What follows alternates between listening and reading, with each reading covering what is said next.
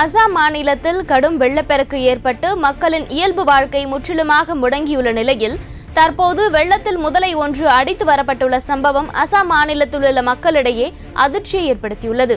கடந்த சில வாரங்களாக அசாம் மாநிலத்தில் பெய்து வரும் கனமழை காரணமாக அங்கு வெள்ளப்பெருக்கு ஏற்பட்டுள்ளது.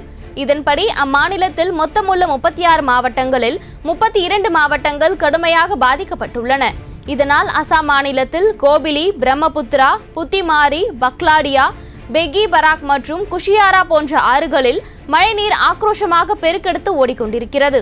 இதனைத் தொடர்ந்து தற்போது அசாம் மாநிலத்தின் சில்சார் பகுதியில் குடியிருப்பு பகுதிக்குள் வெள்ளத்தில் முதலை ஒன்று அடித்து வரப்பட்டுள்ளது. பாய்ந்தோடும் நீரில் மிதந்து வந்த முதலையால் அப்பகுதி மக்கள் அச்சமடைந்துள்ளனர்.